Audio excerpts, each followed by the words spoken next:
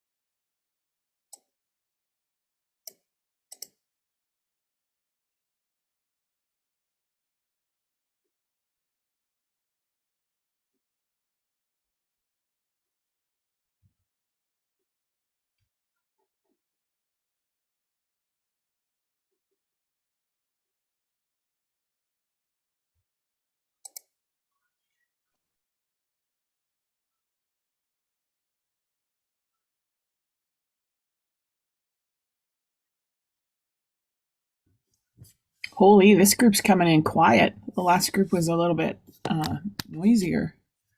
Some skilled Zoomers here. Can you guys hear me though? Just give me a thumbs up if you can hear me. Perfect.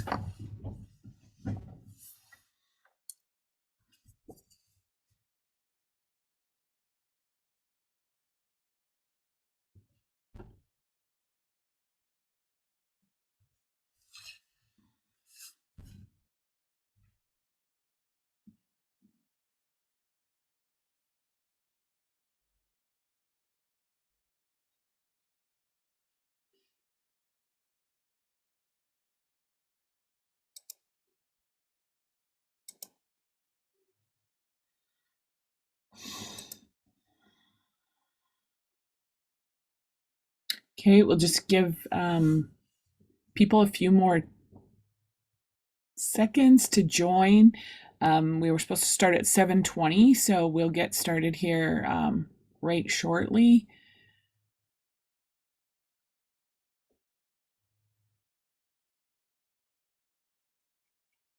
Thank you, everybody, for having your mics off while we're getting going here.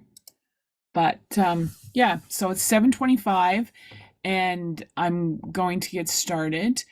I'm Tracy Dietrich with 4-H Alberta, and this is the multi-species judging learning series that we've got started here for you. So first thing is just a few housekeeping things to make sure that you stay muted when during the presentation.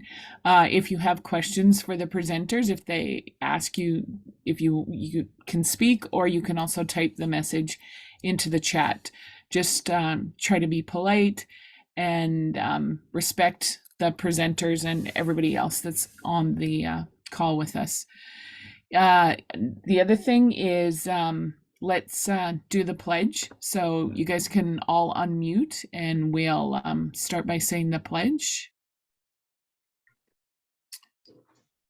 All right, I pledge my head to clear thinking, my heart to greater love, my hands to other service, my health to better living, my my country, and my world. my country and my world. Perfect. Thank you. So, our first slide is we're talking about the 4-H provincial judging competition, which is March the 10th, held at Lakeland College.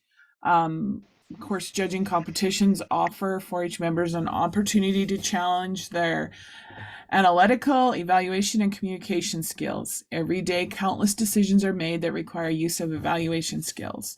So this is a good place to test them. Registration deadline is March the 1st, and you sign up for that the same way that you signed up for this series. So just a few details about that. You can register as an individual or as a team. If you want to register as a team, you should find 3 other friends that are the same age as you. But if you can't find 3 that are the same age as you and you have one other one from another age category, you just have to compete in the category with the oldest member. So that's just something to consider. As a team, you will be judging and all your scores are added. So every member of the team judges and then your scores are added together for a team score. And there's prizes to win as a team.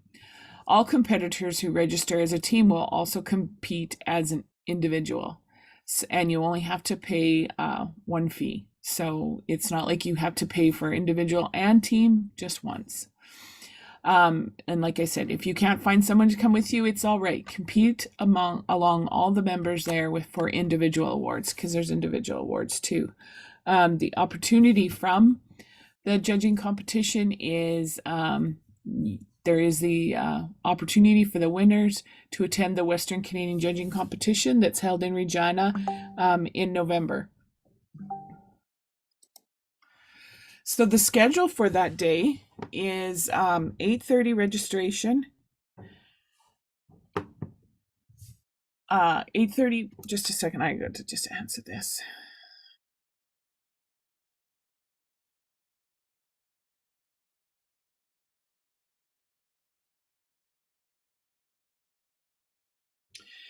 (8:30) is the registration. 9 o'clock the judging will begin.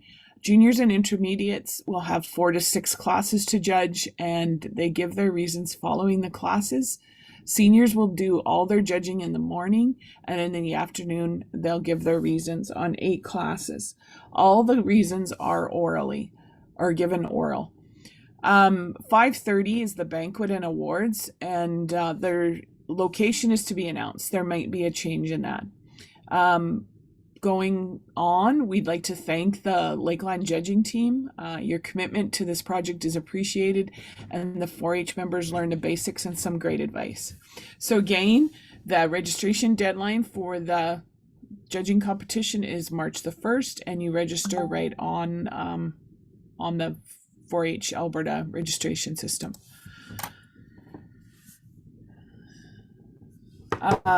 We need to thank our sponsors. Our Diamond Clover sponsor is the Alberta government. Our Emerald Clover sponsors, Alberta Recycling, EltaLink, ATB, Calgary Stampede Foundation, CPA Chartered Professional Accountants, and UFA.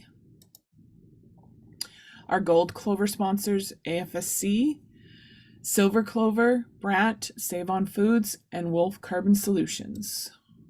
Bronze Clover, Alberta Beef Producers, Bayer, Gas EltaLink, Lakeland College, MCS Net, Nutrien, Privy Mart, Viterra, and our 4-H Canada national partner is Bayer. So with that, I am going to stop sharing my screen. And the 2 girls from Lakeland College are going to take over.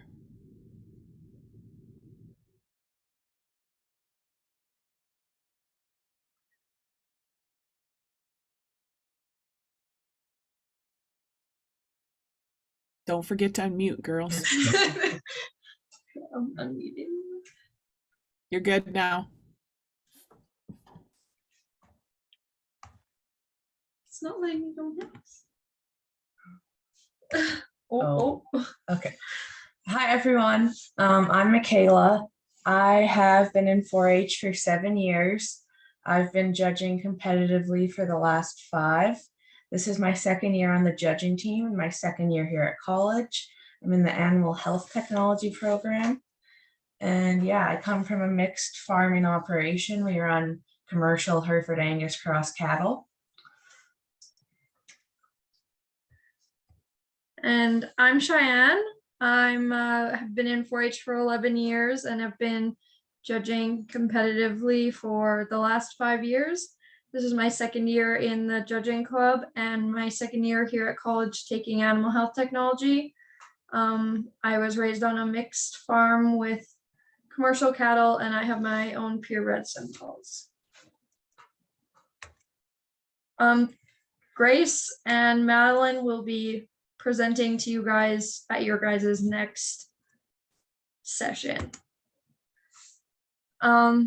This is just a reminder that we judge all day, every day. So what time you need to wake up, what time you eat, what you should eat for breakfast, what to wear, how much homework you should do, what order to do it in, when to do chores, what movie to watch, and when to go to bed. Some common things to look for. This is a presentation about the more basic and common things to look for in beef, dairy, equine, swine, and sheep. So the first thing we're going to talk about today is market beef. There are major areas you want to look at in market animals. You want to begin from the ground level and work your way forwards. Always eliminate the early placings early on. Make sure to base the class on what you see as the big parts of the animal or object, and not just focus on little things. Traits of importance are degree of muscling, degree of finish, as they are used for human consumption. The growth and capacity. You need them to be able to consume enough feed. The soundness and structural correctness, balance and frame size. So the finish is the amount of fat covering and the feel over the ribs. The brisket, it fills with waste and not muscle. So when you look at the brisket, you don't want them to be too much, because that means that they're too wasty. The forearm gives you an idea on how much muscling the animal has throughout the body, as there is no fat that is held there. The flank, you do not want to see it overfilled. The rump thickness from behind means that they have good muscling. You want to see it curved and not flat, or you don't also want to see it rectangular. The twist, muscle doesn't extend all the way down, so an overfull twist means fat, not muscle. And when you evaluate your overall degree of muscle, you can look from behind. So the first picture shows a calf with very thin muscle, and then that's like your average muscle. Also, you can look in their feet to see if they're narrow, average, good, or very wide. You don't want them like overly thick either. A couple ways to evaluate finish is, if they're too underfinished, there will be no fat covering over the ribs. If they're about right, then there will be some fat over the ribs. If they're too fat, they will be very smooth over the ribs, and you'll barely be able to fit or like feel anything when you feel over them. When you look at the cod or the udder, if you can't see anything at all, then they're pretty thin. It's near ideal if you can see a little bit, but if there's a lot, then that means that they're too fat, if they just have so much fat laying down in there. You can evaluate the degree of finish also by their brisket. So if they have an empty brisket, a full brisket, and if the brisket is just super like saggy, I guess, then that means that they're over fat. You can also look throughout their shoulder. So if it's like super prominent, then they're very thin. If it has some coverage over it, then they're ideal. And if you just can't see anything at all, then they're too fat. So when it comes to breeding animals, you're looking for most of the same things that you are in market. You still want especially in breeding animals, you're looking for that conformation. You want them to be standing on a good set of feet and legs, because like you want these animals to go on for years and years producing calves on the ground for you. So you want to make sure that they're going to be able to uphold that and continue to travel well and make miles and raise babies. So another really important thing, as same with market animals, is their capacity, their width and their depth, because the more room that they have inside of them, the more room they have for a calf. And when it comes to bulls, the more muscle and weight that they're going to be able to contribute to your calves when it comes time to wean them. But when we get into the specifics of breeding animals and your reproductive traits, you know, in your females, you want a clean fronted individual that's like, you know, tight through her chest and neck and dewlap. You don't want anything that, you know, you want them to be clean fronted so that when she can pass those traits on to her calves and they'll be refined and be able to come out well. You want, it's okay. In your bulls, you want to make sure that their head is proportionate to the rest of their body. You don't want them to be too big because that's going to lead to some difficulties calving, but you want them to have a nice tight sheath up to their body when you look at them from the side so that that's not getting caught on anything in pasture.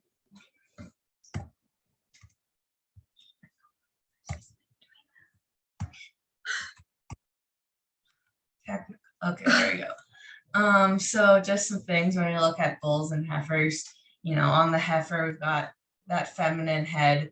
You want her pretty angular through her neck and shoulder, a strong top line, a long level rump, a neat tail head.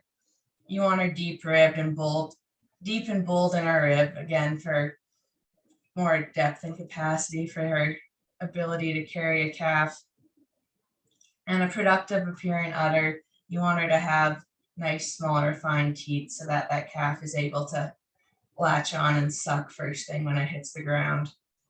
On the bull, you got that, you know, the back legs, especially in the bull, are the most, everything's important structurally, but those are definitely important because, you know, when they're mounting a cow, that's what they're putting most of their weight on. So strong pasterns, correct set to their hock, a strong muscular stifle, all things that are really important when it comes to those breeding animals. Okay, so we have our first poll, and we're gonna have to figure out how to do that. This is it. Yep. Okay. No, it's not.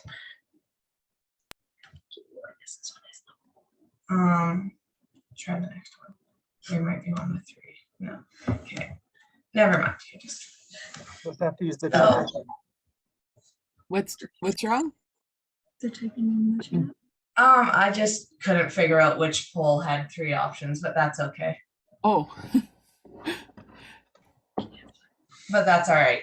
Okay. So on the left-hand side, when we're looking at those front legs, the number 1 is sickle hocked, so it's over at the knee, bent too much. Number 2 is post-legged, so that one is too straight. No. Oh yeah. It's almost correct. Yeah, no, number 2 is correct. And then there's no bend at all in that number 3. And then we're looking on the right-hand side at those hind legs.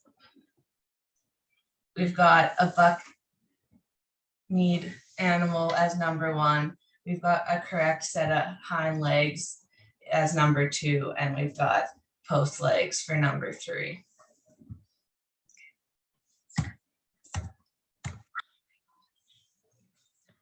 Okay, so next we're gonna go over some dairy stuff.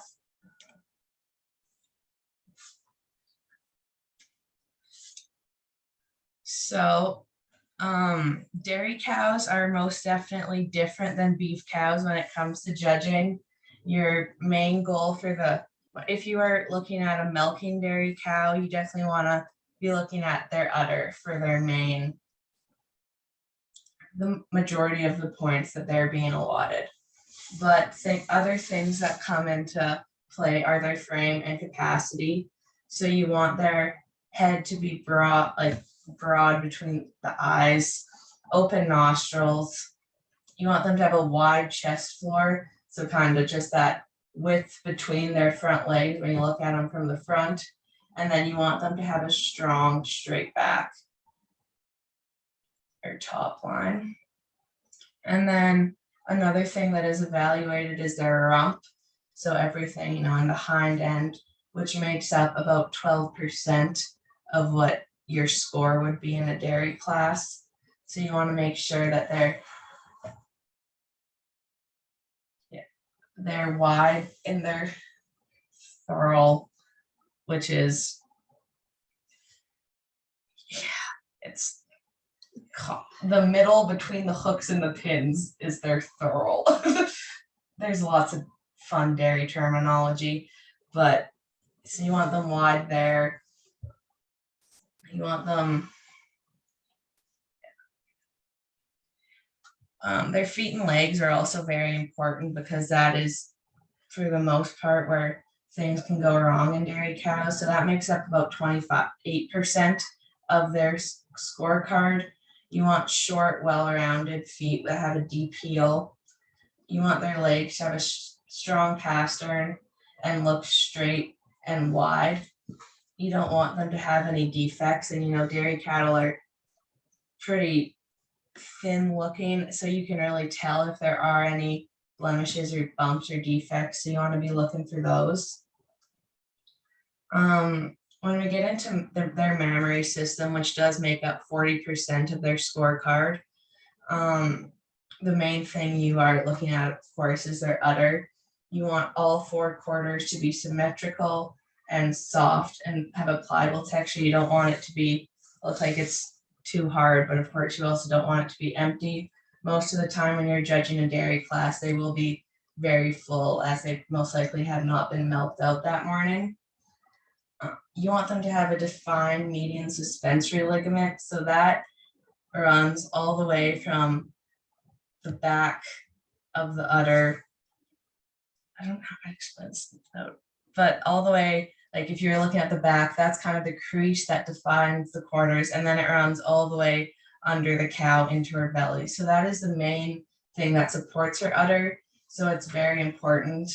And yeah, basically the more definition there is between those 2 quarters in the back when you look from behind, the stronger it is. And that's ideal. You want it to be nice and strong because that's what's holding our udder together. You want the teats to be equally sized and placed in the center of each quarter. You don't want them pointing in 4 different directions. Ideally, they'd all be nice and straight and pointing down. And venation is another term that we like to use in dairy. So the more veins you can see and the bigger they are, the better. The last thing that you can mark on a dairy card is dairy character. So for the most part, this is basically angularity. Angularity is definitely important in dairy cows. So the angle that she has from hooks to pins, the angle that she has to her shoulder, all are very important. Other things that make up dairy character are her large eyes and a long, lean neck. So yeah, we're gonna do a poll for this one. So A or B, which one do you think is the more ideal dairy cow?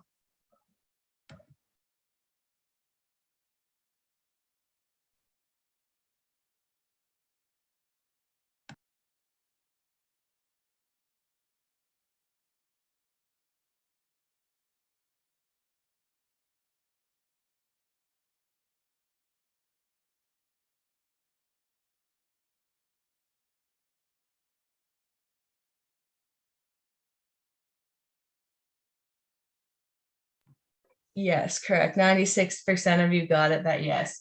One or number A would most definitely be the ideal dairy animal.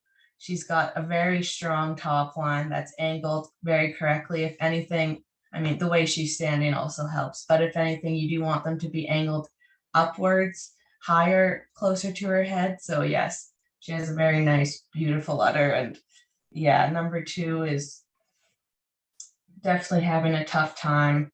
That is not ideal and most definitely should not look like that.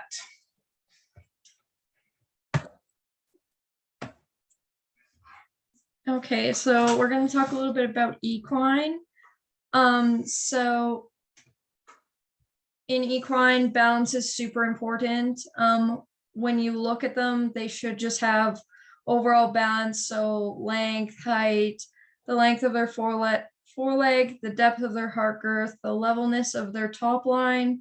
The horses are always divided into thirds. So like a front third, a middle third, and a hind third, and they should always be equal lengths on the head, neck, shoulders, top line, and hips. Parallel lines on a slope at the pastern and the shoulders to the wither.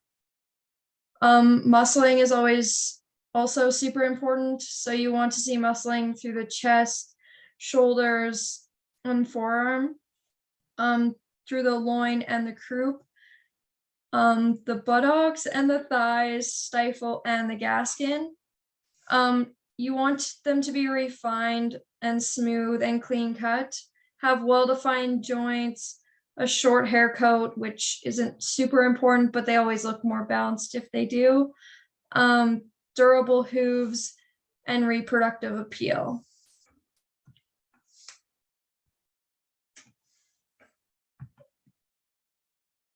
So in figure 1, it just displays like that when you divide it into thirds, it should be the same, an equal length from across the shoulder, across the top line, and across, I guess, from their stifle to their tail head. Figure 2 is displaying that with the red lines, that the top of the neck is ideally twice as long as the underside of the horse's neck, or a 2-to-1 ratio. This can be demonstrated by the red lines that you see in figure 2. In figure 3, a horse's face should always be equal or a longer length than its back or hips and shoulders. In figure number 4, ideally the back of the horse should be shorter than the underline. So as you can see with the white line on the top is way shorter than the white line on the bottom. In figure 5, it just shows that the heart girth should be equal. The length from the wither to the bottom of the belly should be the same length from the underside of the belly to the bottom of the hoof. So this is another poll. So which one is A and 2 is B? Just ask your question before you put your poll up, because otherwise it covers up the pictures, okay? Oh, okay. So which one do you guys think? I'll wait to put up the poll and let you guys look for a second, but figure 1 or figure 2, and 1 is A and 2 is B.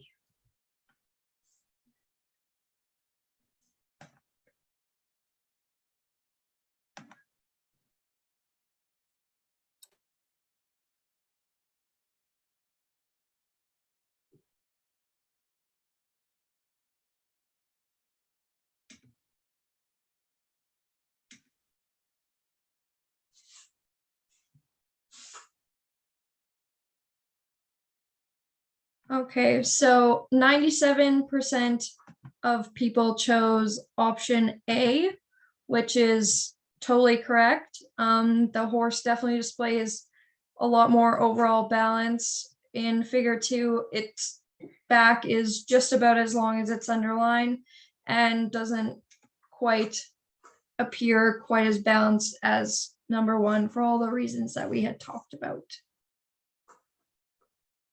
Okay, so next we're going to talk a little bit about swine.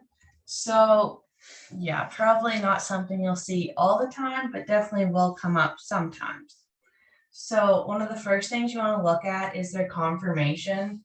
So just like anything, their structure is very important, as that is what is going to, make sure that they can still walk to the feed monk, and it's all very, especially if they're going to be breeding animals.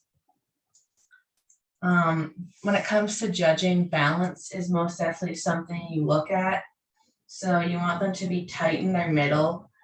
It's not really so much, you're not really looking for the depth that you are in cattle. You want them to be a little bit tighter in their middle, smooth and proportionate. You don't want them to have too long of a neck or to be narrow in the shoulders, heavy in the belly, or short in the rump. You kind of want everything to be pretty even, proportionate, and blend smoothly together.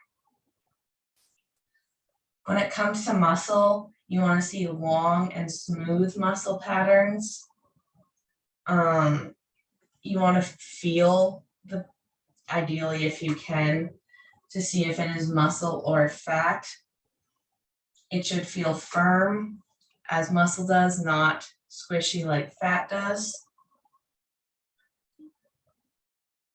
The widest part of the pig should be the lowest part of the ham. So in that hind end, that's where they should, if anything, be the widest when you look at them from behind or over top.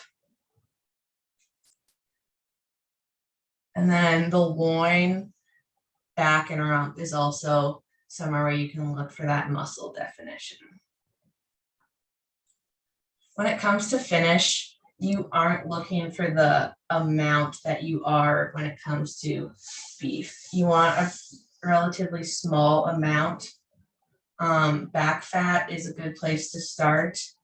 You want a square top, but you don't want them to be waisty in the jowl, so kind of in that neck area, or too waisty in their middle. We aren't looking for animals that are too extreme in their size or scale. You want them to be fairly moderately sized. Basically, the more adequate, like proportional and smoothly they blend together overall, the more ideal they are. And yeah, structure is once again important in both the market and breeding animals. So straight, strong legs are ideal. So with that in mind, which one of these two individuals do you think is the more ideal market hog or breeding individual?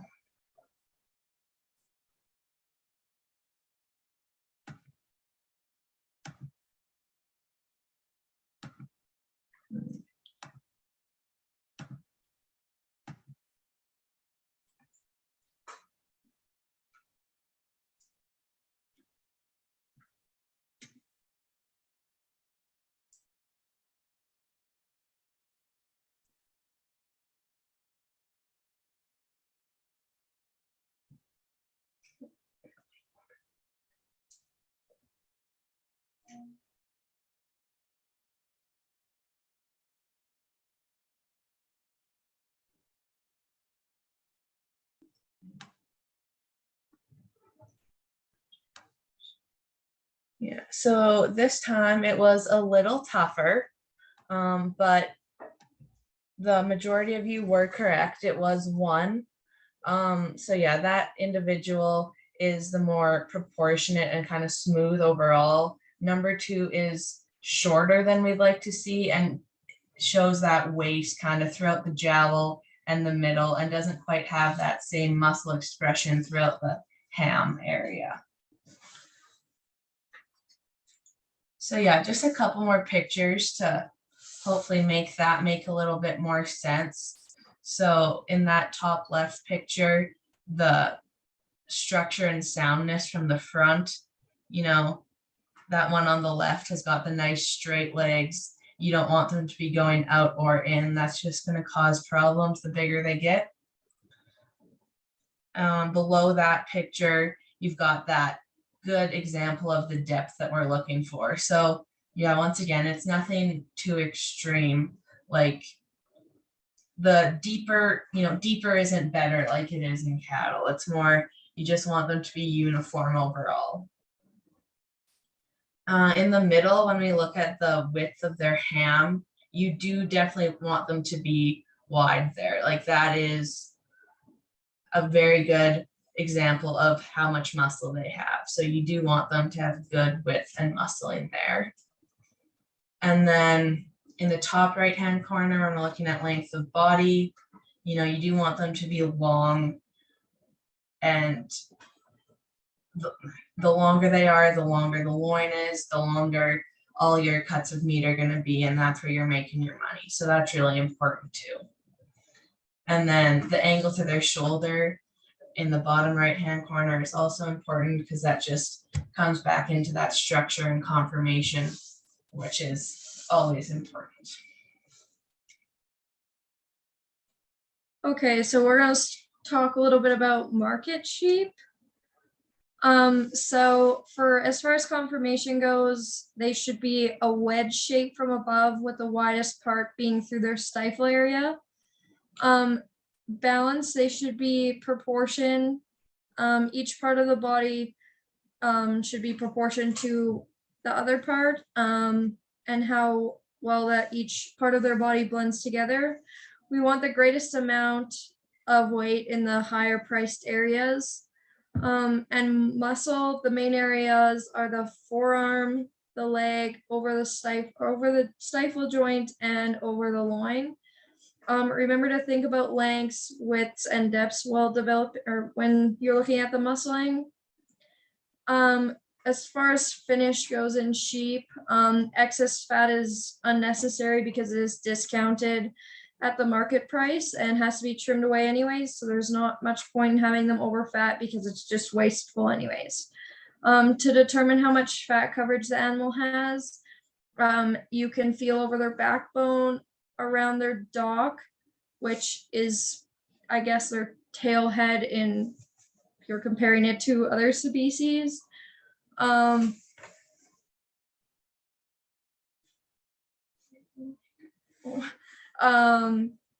You should look over their backbone, over the ribs, and see how much their flank is filled in.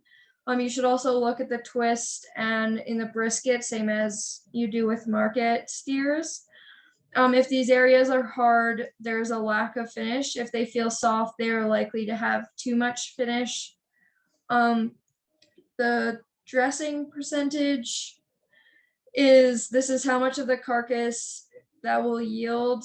It is influenced by genetics, age, feeding program, the fleece length, cleanliness. The higher the percentage, the more heavily muscled they are, the lower the percentage, then that means that the more fat that they have and the wastier they are. Their general appearance, they should be about 40 to 55 kilograms. Not exactly tall, but adequate framed. We don't need to get anything from them, so everything we get does not need to come from their height. So we want the longest section running from the ribs to the base of the dog, so although like just their actual body capacity. We want a long, wide, and deep muscular loin. We want to see a long and level, broad rump. The legs should be straight and placed underneath the corners of the body.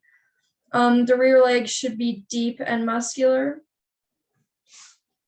And if you're able to actually feel sheep, it is fairly important because they can have a lot of fleece. It's important to feel around their up by their stifle, because the bigger that your hands go around them, that means the more meat that they have. Yeah, you want to be able to get a hold on that loin because that's the main cut and kind of a very good indication of how well muscled they are and how much fat cover they have. Okay, so we are going to do another poll. So the one on the left is A and the one on the right is B.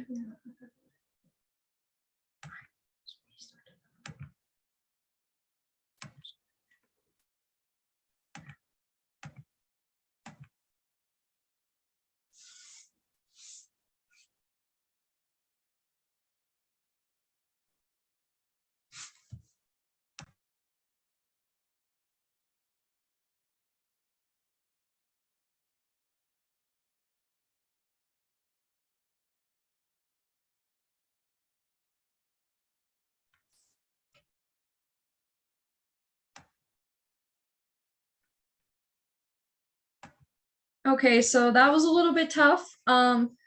85% of you guys guessed right. It is B. A is definitely over fat.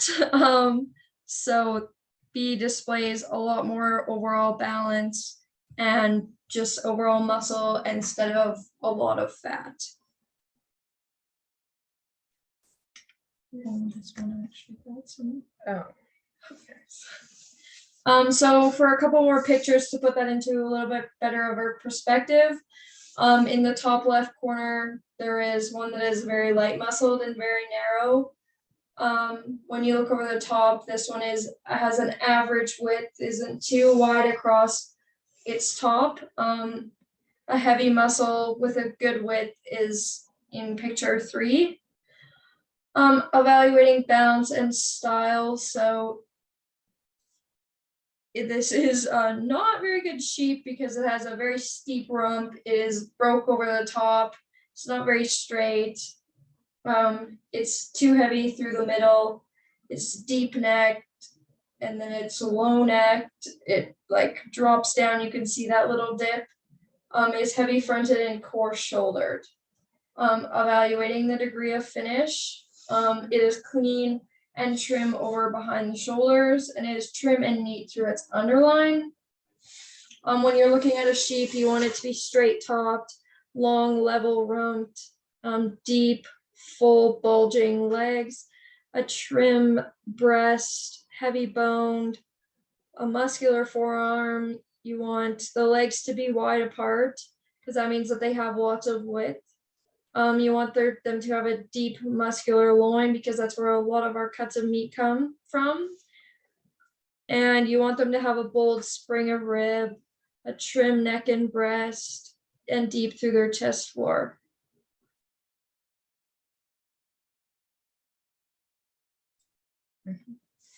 Okay, so that's all Michaela and I have for you guys today. And do you guys have any questions?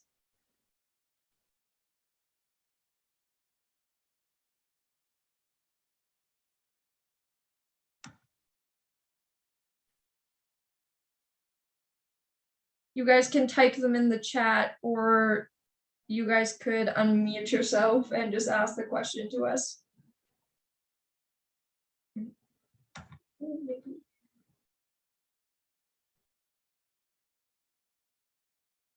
Yeah, the length of their dock is definitely, most sheep do have dock tails, but yeah, could you go to the next slide? Yeah. Yeah, like you would prefer them to be kind of covering the vulva and everything that is back there, kind of just to protect that from the elements. So yes, the docks are a little bit short in those pictures, but yeah, it does depend where you are.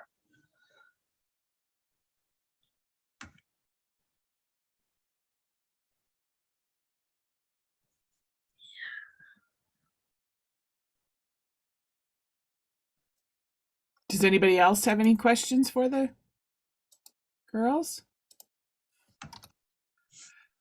Somebody had asked where the recording will be, and I just in the chat pasted the YouTube link that 4-H Alberta has, our YouTube channel, and you can pick the recordings up there in about a week or so. So somebody asked, how do you judge a goat, girls? Do you want to answer that? So for the most part, they are built pretty similarly to sheep. It would, of course, depend if you were judging market goats, like breeding goats, or there are dairy goats. So yeah, if you're judging like market goats, then it would be pretty similar to like a market sheep. If you're judging dairy, then that mammary system would definitely come into play as well.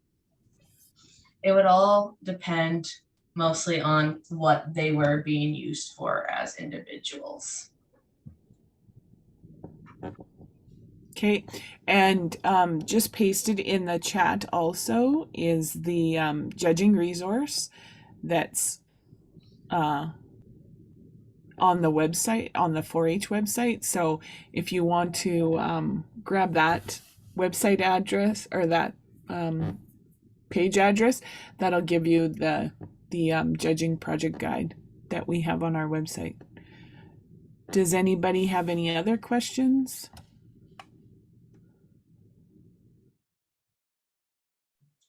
All right. Well, thank you very much, Cheyenne and Michaela. Michaela, is that right? Yeah. And we will see you guys all in a couple weeks. So March 1st is the next session. All right. So good night, everybody. See ya. Thank Thank you. you.